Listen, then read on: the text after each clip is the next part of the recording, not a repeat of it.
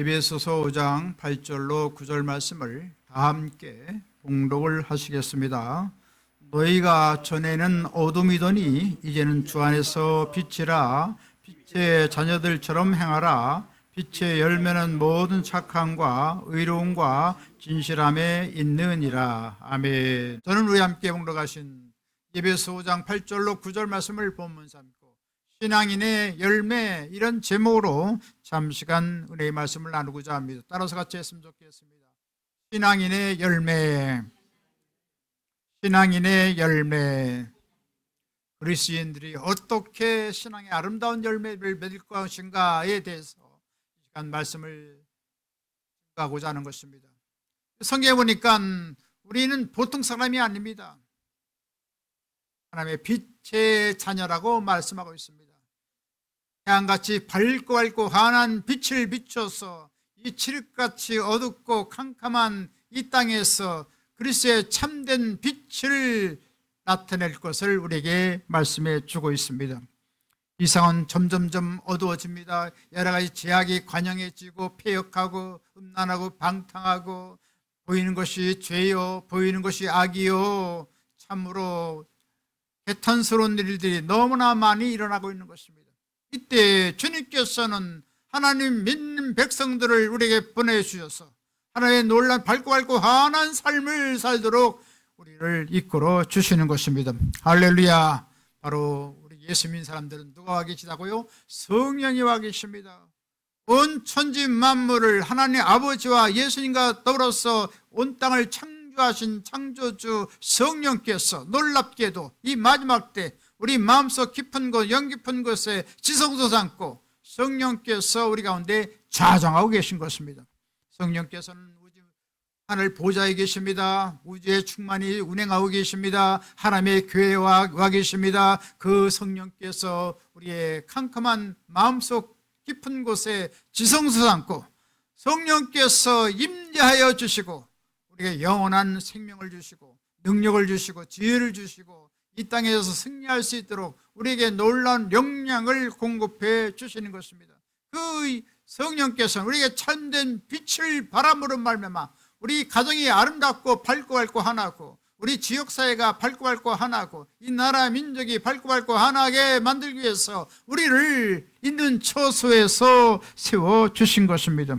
그런데 우리는 때때로 죄와 타협하고 세상과 타협하고 살아감으로 말미암아 여러 가지 낭패를 당하고 실망을 당하고 고통을 당하고 많은 갈등 속에서 살아가는 현상들을 볼 수가 있습니다. 어떻게 이 모든 어려움, 모든 그 어두운 것들을 어떻게 우리가 깨끗이 정화시킬 수가 있겠습니까? 주님께 나오면 주님께서 우리의 모든 죄를 사하시고 모든 불의를 깨끗게 하신다고 말씀하고 있는 것입니다.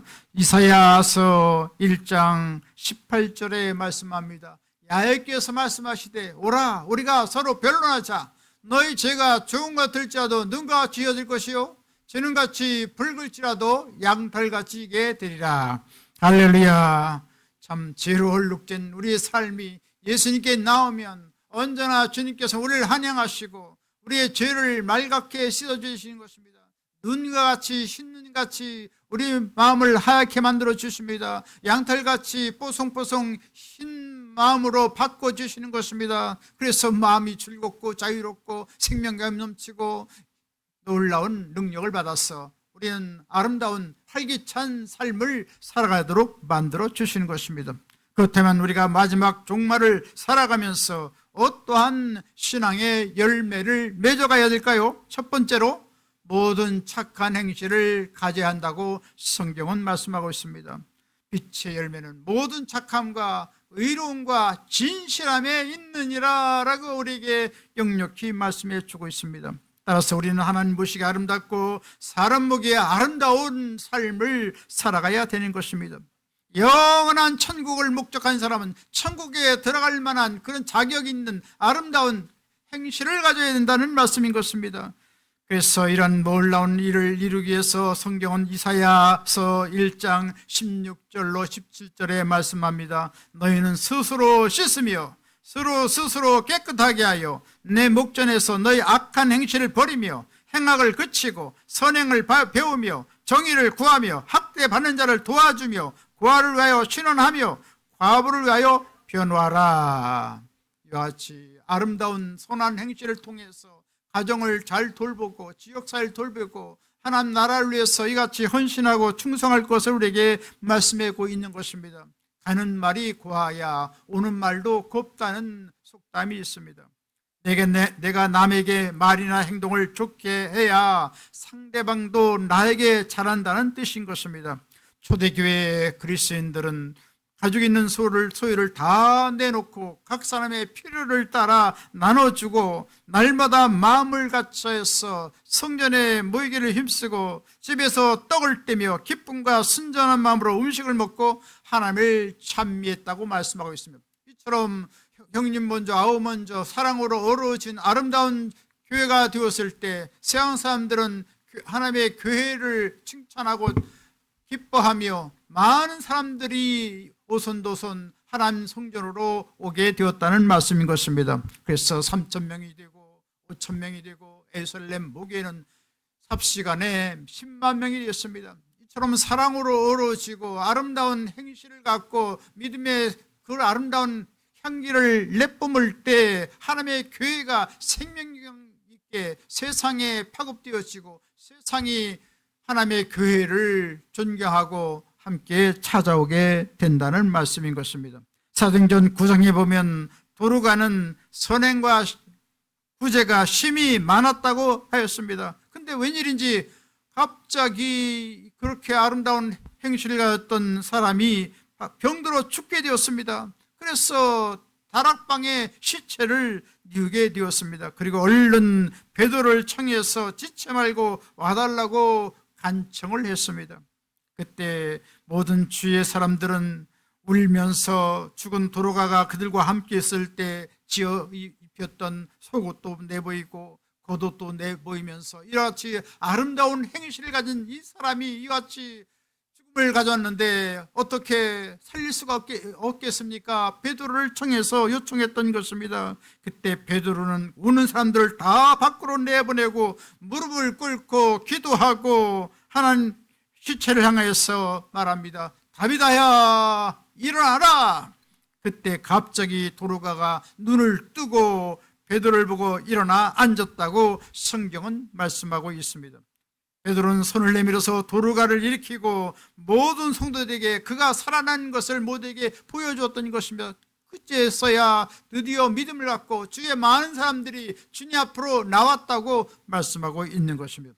이처럼 아름다운 사랑과 선행의 아름다운 행위를 통해서 하나님을 기쁘게 했을 때 하나님께서는 죽은 자도 살리는 위대한 기적이 일어나는 것을 말씀해 주고 있는 것입니다. 조선시대 말기에 방인의 선생님이 있습니다. 이분은 1930년 1월 10날 열심히 학교에서 공부를 하고 나서 성경을 열심히 읽었습니다. 그리고 날마다 기도 생활에 열심을 다하고 부흥에 참여하면서 하나님의 놀라운 계시의 음성이 들었습니다. 그 마음속에 구원을 확신히 얻고 하나님 앞에 귀하게 쓰임받아서 많은 사람들에게 놀라운 그리스도의 사랑을 전하고 그리스도의 복음을 전하는 그런 사람이 되었습니다. 그때 많은 세상 사람들은 방인의 선생을 일컬어서 거리의 성자라고 불렀던 것입니다.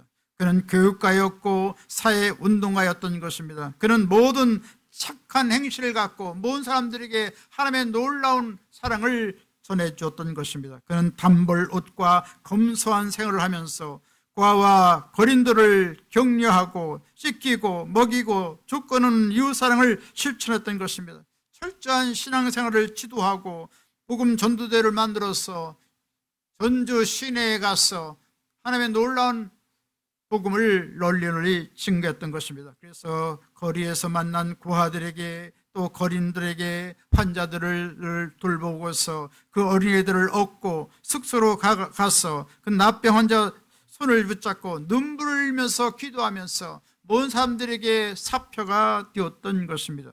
이같이 젊은 나이에 여러 고아들을 돌보고 납병 환자들을 돌보고 너무나도 참 힘써서 하나님의 일을 행하다 그만 그는 장티푸스에 걸려서 소천을 젊은 24살의 나이에 행하게 되었다는 것입니다. 이와 같이 있는 정성 없는 정성을 다 쏟아서 그리스도의 사랑을 널리 증거했을 때 만인들은 그를 성자로 일컬고 있다는 말씀인 것입니다. 이와 같은 착한 행실을 통해서 하나님의 기적과 승리를 체험하고 하늘나라 영광을 선포하는 하늘나라 기 한 번 다 내시기를 주님의 이름으로 간절히 축원드리겠습니다. 두 번째로 신앙의 아름다운 열매는 무엇입니까? 의로운 삶이라는 것을 말씀해 주고 있습니다. 잠언 21장 3절에 말씀합니다. 공의와 정의를 행하는 것은 제사 드린 것보다 야훼께서 기쁘게 여기시느니라 라고 말씀하고 있습니다. 하나님께서 가장 기뻐하는 것이 뭡니까? 신령과 진정으로 하나님 앞에 예배드리는 것입니다. 구약시대에 여러 양과 소와 염소를 잡아서 피 흘려서 하나님께 번제드려서 제사를 드리는 것 같이 오늘날 예수님께서 마지막 제물이 되어서 주님께서는 저주의 십자가 형태를 해서 몸버려 피 흘려 죽었다가 살아나셨던 것입니다. 그래서 우리가 예수 그리스도의 보혈을 찬송하고 예수를 찬송해서 오늘 예배드리는 것을 하나님께 기쁘게 받으시는데 그보다 더 기뻐하는 것이 무엇이냐? 바로 공의와 정직을 행하는 삶이라는 것을 우리에게 말씀해 주고 있습니다. 이처럼 공의롭고 정의로운 삶을 더 기뻐하시는 것입니다. 하나님께 예배드리는 것도 더 기뻐하시지만 더 우리 가운데 하나님의 공의를 실천하고 하나님의 정의를 실천하는 이 삶을 기뻐하신다고 성경은 말씀하고 있습니다. 가정이 평화롭고 교회가 평화롭고 사회가 평화롭고 나라 민족이 평화롭기 위해서 우리는 공의를 존중해야 되는 것입니다. 정의로운 삶을 존중해야 하는 것입니다. 아모스서 5장 24절에 말씀합니다. 오직 정의를 물같이 공의를 마르지 않는 강같이 흐르게 할지어다 라고 말씀하고 있습니다. 이처럼 가정에 정의가 물같이 흘러가고 이 사회에 정의가 물같이 흘러가고 강물같이 흘러가면 이 나라가 복되고 아름다운 나라가 되고 하나님 기뻐하시는 나라가 될 것입니다. 우리 이삭의 가정을 좀 생각해 보겠습니다.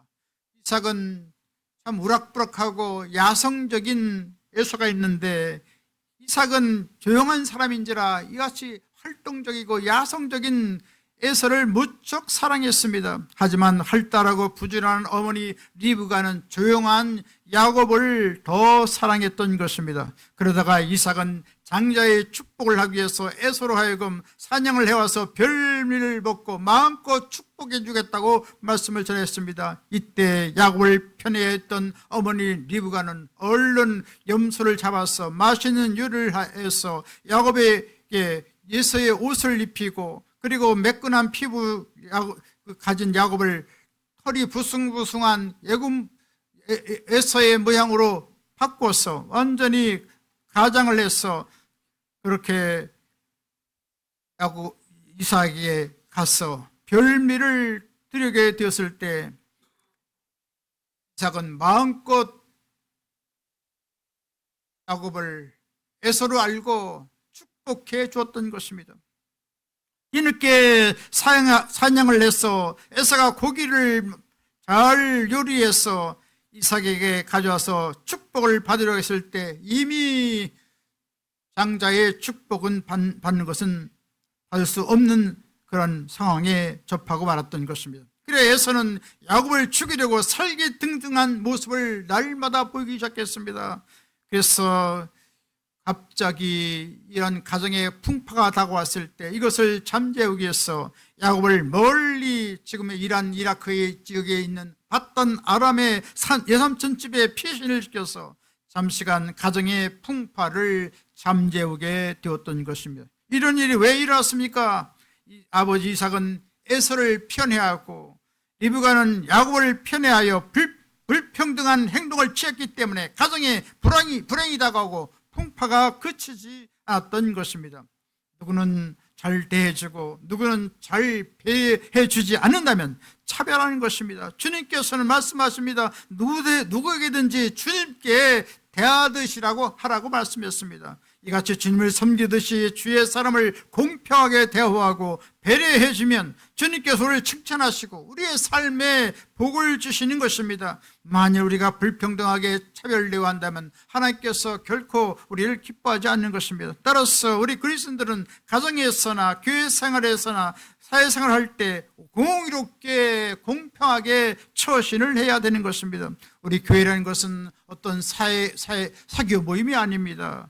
또 어떤 동호회 모임이 아닙니다. 예수님 모신 사랑의 공동체요, 생명의 공동체요, 신앙의 공동체인 것입니다. 따라서 우리는 모든 사람들을 주님께 대하듯이 하면 주님께서 우리에게 상을 주시고 우리에게 복을 주신다고 우리에게 말씀하고 있는 것입니다. 이와 같이 공평하고 공의로운 삶을 통하여 아름다운 조화를 이루고 화평한 삶을 살게 되시기를 주님의 이름으로 축원합니다. 세 번째로 신앙의 열매는 무엇입니까? 모든 착함과 의로움과 진실함이 있다, 진실한 삶이 있다는 것을 우리에게 말씀해 주고 있습니다. 오늘날 세상은 가만히 보십시오. 얼마나 거짓과 위선이 많이 있는지 말로 다 할 수 없는 것입니다. 보이는 것이 악이요 행해지는 것이 죄투성인 것입니다. 그렇지만 하나님께서는 이러한 세상의 환경에서 하나님 보시기에 아름다운 정직한 삶을 하나님께서 예의주시하시고 하나님께서 보호하여 주시고 지켜주시고 아름다운 복을 풍성히 주겠다고 약속하고 있습니다. 시편 84편 11절에 말씀합니다. 야훼 하나님은 해요 방패이시라. 야훼께서 은혜와 영화를 주시며 정직하게 행하는 자에게 좋은 것을 아끼지 아니하실 것입니다. 할렐루야. 이처럼 정직한 자는 하나님 전능하신 하나님께서 우리를 전적으로 보호하여 주시고 방패가 되어 주시고 하나님께서 모든 신령한 좋은 것, 땅에 기름진 좋은 것을 우리에게 주겠다고 말씀하고 있는 것입니다. 오늘날 정직하게 살아가면 세상 사람들은 바보로 취급합니다. 하지만 위에 계신 하나님께서는 정직한 자에게 방패가 되어주시고 하나님께서 좋은 것을 아끼지 않고 주겠다고 말씀하고 있는 것입니다. 우리가 잘 알고 있는 도산 안창호 선생은 죽더라도 거짓 없이 살라고 우리에게 요청을 하고 있습니다. 정직한 삶이라는 것은 민족을 개조하고 독립을 시키는 근본이라고 말했던 것입니다. 그래서 도산 안창호 선생은 무실역행을 우리에게 말해주고 있습니다. 모든 일을 행할 때 성실히 행하라. 거짓말을 행하지 말라. 그리고 모든 아는 것에 그치지 말고 행동하는 실천한 삶을 살아가라고 말하고 있는 것입니다. 그리고 충의를 가져야 된다고 말하고 있습니다. 충성스러운 마음을 가져야 된다고. 이리 왔다 저리 왔다 변하는 것이 아니라 충성스러운 마음을 갖고 또 모든 사람들을 평등하게 대할 것을 말씀해 주고 있습니다. 또 역시 도산 안창호 선생은 용감해야 된다는 것을 우리에게 말하고 있습니다. 옳은 것을 보면 나아가고 불의에 물러서지 서는 안 된다는 것입니다. 도산 선생은 계속해서 거짓은 나라를 망하게 하는 근원이라고 보았던 것입니다. 정직하고 진실한 인격을 갖춘 것이 진정한 독립이요 국가의 발전이 있다는 것을 말하고 있습니다. 지금 안창호 선생은 늘 독립과 자유를 위해서 몸바쳐 충성을 다했던 사실을 보게 된 것입니다. 우리도 역시 진실되고 믿음의 용감한 사람이 되어야 할 것입니다. 성경은 바울이 디모데에게 요청을 합니다. 디모데전서 1장 5절로 7절에 말씀합니다. 교회의 목적은 청결한 마음과 선한 양심과 거짓 없는 믿음에서 나오는 사랑이거를 사람들이 이에서 벗어나 헛된 말에 빠져 율법의 선생이 되려 하나 자기가 말하는 것이나 자기가 학자하는 것도 깨닫지 못하는도다 라고 말씀합니다. 하나님께서 우리에게 요청하는 것은 정결한 마음, 선한 마음, 거짓 없는 믿음에서 나오는 사랑을 실천할 것을 요청하고 있는 것입니다. 일제 강점기에 주기철 목사님은 신자참배를 거부했습니다. 일본의 천황 태양신을 다 거부하게 되었을 때 많은 핍박과 고통이 있었고 감옥에 갇히고 수많은 사람들이 참 죽임을 당하는 일을 당하게 됐던 것입니다. 그때 신앙의 양심과 하나님의 정직함을 지키기 위해서 주기철 목사님은 끝까지 생명을 기꺼이 내놓는 순교자로 살아갔던 것입니다. 이러한 정직한 신앙의 가치는 참된 신앙의 성장을 가져오고 성숙을 가져온다고 믿었던 것입니다. 그래서 주기철 목사님은 끝까지 신앙을 고수하고 신자참배를 하지 않았습니다. 그럴 때 그는 혹독한 신문과 고문을 물고물 당하고 끝내는 아름다운 순교를 당하게 되었던 것입니다. 이를 통해서 심판 중에 궁의를 베푸신 하나님께서 북한은 공산주의에 내어주고 남한은 하나님을 믿는 자유민주 국가가 되기 위해서 오늘날 세계 경제 10대 국가가 되도록 놀라운 기적을 행해 주신 것입니다. 그 당시에 수많은 교회들은 다 신사참배에 굴종을 했습니다. 장로교회도 감리교회도 성결교회도 하나같이 총회에서 괴리해서 일본의 신에 참배하게 되었던 것입니다. 그러나 한 3,000명의 사람들은 끝까지 하나님 제일주로 살아가고 순교정신을 가지고 감옥에 갇히고 결국은 50명의 순교자가 나타나서 참 이 땅에 그 순결한 피를 흘리게 되었던 것입니다. 희생의 피를 흘렸을 때 하나님께서는 이것을 한국교회에서 아름답게 하나님께서 허명하시고 오늘날 심판 중에도 북한은 심판했지만 남한은 하나님께서 건져주셔서 자유민주주의 국가가 되도록 만들어 주시고 놀라운 번영하는 나라가 되도록 하여 주셨고 이제 장차 남북이 복음으로 통일되고 또 세계 만방의 죄복을 증거하고 이같이 놀라운 일을 주님께서 행할 수 있도록 역사해 주시게 될 것입니다. 이처럼 주님께서는 이 순수한 순교적인 그 아름다운 그 믿음을 통해서 하나님 기쁘게 흠양하시는 것입니다. 따라서 우리는 현대사회에서 신뢰를 회복하는 정직한 신앙을 가져야 되는 것입니다. 정직한 신앙의 사표는 말할 필요 없이 예수 그리스도이십니다. 주님께서는 거듭 없으신 진리 그 자체로서 하나님 앞에서 온전한 순종과 인간을 향한 진실한 사랑으로 그 삶을 증명해 보이셨던 것입니다. 따라서 우리도 주일날 예배드리고 평상시의 삶을 살아가는 데 있어서 늘 성실한 신앙의 실천이 있어야 한다는 말씀인 것입니다. 정직하신 하나님의 말씀을 통해서 우리가 삶의 지침을 삼고 살아가야 한다는 말씀인 것입니다. 영국의 유명한 선교 신학자 존 스토트가 있습니다. 참 우리에게 아주 일침을 가하고 있습니다. 한국교회는 과연 왕성하고 신앙에 열심히 있는 사람들이 많습니다. 그러나 거리에는 한 사람도 그리스도인들을 찾아볼 수가 없습니다. 난 그런 한국교회 그렇게 기쁘게 여기지 않습니다. 그렇게 우리에게 가혹한 그런 판단을 내렸던 것입니다. 어떻게 되겠습니까? 하나님의 교회도 하나님의 놀라운 사랑으로 뜨거운 열정으로 서로 화합을 이루지만 또 역시 사회에 나가서도 똑같은 그 신앙으로 우리가 정직하게 하나님 앞에 나갈 때 하나님께서는 우리를 축복해 주시고 일어나 민족을 악의 그 발톱에서 건져 주시게 될 것입니다. 우리는 무엇보다도 주님께서 원하시는 십계명을 진실되고 정직하게 잘 지켜나가야 되겠습니다. 계명 중에 아름다운 그 말씀은 바로 십계명에 점철화되어 있습니다. 십계명을 지키면 모든 계명을 지킨 것이요 하나님께서 우리를 기뻐하시는 것입니다. 그것은 출애굽기 20장 3절에서 17절에 잘 말씀하고 있습니다. 나 외에 다른 신을 두지 말라. 우상을 만들거나 절하지 말라. 하나님의 이름을 망령되이 부르지 말라. 안식일 즉 오늘날의 주일을 거룩히 지키라. 네 부모를 공경하라. 살인하지 말라. 간음하지 말라. 도둑질하지 말라. 네 이웃에 대하여 거짓 증거하지 말라. 네 이웃을 집을 탐내지 말라. 이 계명을 잘 지키면 천대까지 복을 주겠다고 말씀하고 있습니다.